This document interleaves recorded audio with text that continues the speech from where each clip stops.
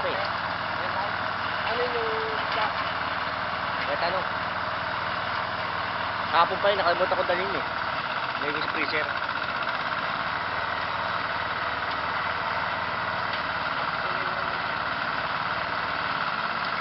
Kain mo lang?